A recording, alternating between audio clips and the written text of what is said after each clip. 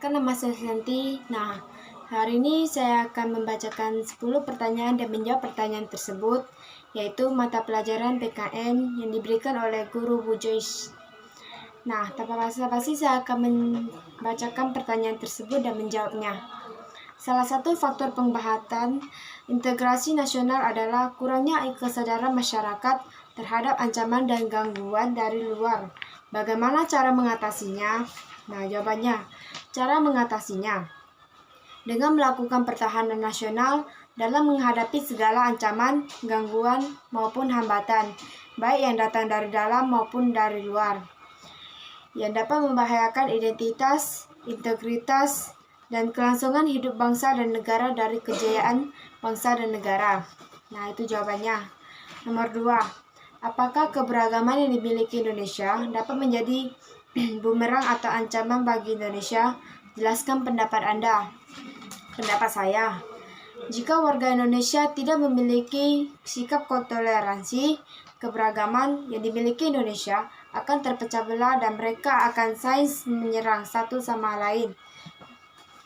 Nah, pertanyaan ketiga, bagaimana pendapat Anda tentang aksi teror yang dilakukan oleh suatu kelompok terhadap negaranya sendiri atas dasar ketidakpuasaan terhadap pemerintah?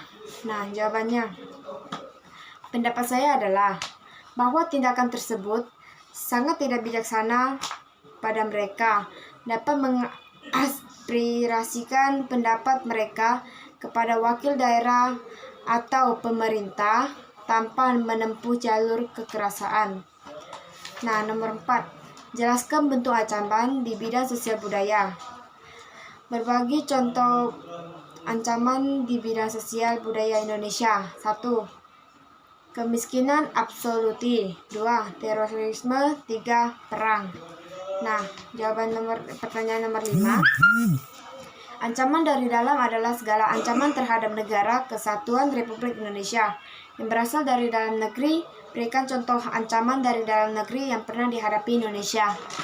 Jawabannya, 1. Korupsi, kolusi, dan nepotisme. Indonesia juga pernah mengalami masalah yang namanya korupsi, kolusi, dan nepotisme. 2. Narkoba yang merajalela. Indonesia juga tidak terlepas dari berbagai kasus narkoba. Ketiga, upaya mencoba mengganti ideologi Pancasila. Ideologi Pancasila pernah ingin diganti oleh beberapa pihak yang sebenarnya tujuan adalah untuk memecah belah bangsa sehingga menimbulkan banyaknya konflik. 4. Isu-isu SARA yang bermuncullah ancaman dari dalam negeri yang pernah dihadapi Indonesia adalah berbagai kasus tentang isu SARA. Nomor 5. Pemberontakan yang terjadi. Contoh dari ancaman dalam negeri yang lain adalah terjadinya pemberontakan. Nah, pertanyaan nomor 6. Jelaskan bahwa memiliki semangat persatuan yang berwawasan Nusantara merupakan bentuk peran serta masyarakat dalam mengatasi berbagai ancaman dalam membangun integrasi nasional. Jawabannya, 1. Menjaga wilayah dan kekayaan tahanan Indonesia, artinya menjaga seluruh kekayaan alam yang terkandung di dalamnya. 2. Menciptakan ketahanan nasional, artinya setiap warga negara menjaga keutuhan kepada negara dan mempererat persatuan bangsa. 3. Memiliki semangat persatuan yang berwawasan Nusantara, yaitu semangat mewujudkan persatuan dan kesatuan dalam segenap aspek kehidupan sosial, baik aspek alami maupun aspek sosial yang menyangkut kehidupan masyarakat. Nah, nomor 7. Kerusakan alam banyak terjadi di seluruh wilayah Indonesia. Salah satu kerusakan alam dapat disebabkan oleh pertambangan liar. Yang ada pertambangan liar jelas merugikan negara dan melanggar hukum yang berlaku. Bagaimana upaya yang dapat dilakukan untuk menumbuhkan kesadaran hukum bagi seluruh warga negara Indonesia terkait kenyataan tersebut? Jawabannya, 1. Menanamkan aspek pengelolaan sumber daya alam dalam diri semua orang. 2. Mengadakan sosialisasi tentang undang-undang yang berhubungan dengan lingkungan dan sumber daya hidup beserta hukumannya. Jawaban nomor 7. Nah, nomor 8. Jelaskan pentingnya implementasi wawasan Nusantara dalam bidang kehidupan pertahanan keamanan. Implementasi wawasan Nusantara dalam bidang pertahanan dan keamanan akan menumbuhkan rasa cinta tanah air yang lebih lanjut, dapat memiliki atau membentuk sikap bela negara dalam TISPU ini. Nomor 9, jelaskan secara singkat tujuan wawasan Nusantara. Nah, ada 2 tujuannya, yaitu 1, tujuan nasional. Tujuan nasional wawasan Nusantara adalah tujuan yang harus sesuai dengan pembukaan Undang-Undang Dasar 1945 yang tercantum pada alinea keempat. Kedua, tujuan ke dalam, untuk menunjukkan suatu kesatuan dari segenap aspek kehidupan baik secara alamiah maupun secara sosial.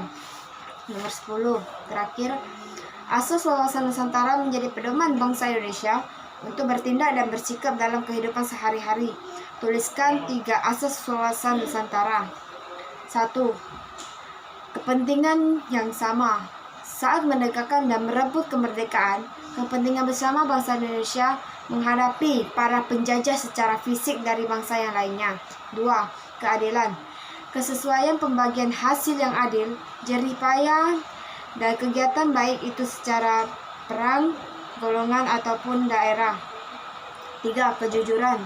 Keberanian untuk berpikir, berkata, dan bertindak sesuai dengan realitas serta ketentuan yang benar, walaupun realitasnya ketentuan itu pahit dan kurang enak didengarnya dan dirasakannya. 4. Kerjasama. Adanya koordinasi saling pengertian yang berdasarkan atas kesetaraan sehingga kerja kelompok, baik kelompok kecil ataupun kelompok besar. Nah, sekian dari jawaban PKN ini. Mohon maaf apabila kurang lengkap atau ada yang salah. Terima kasih.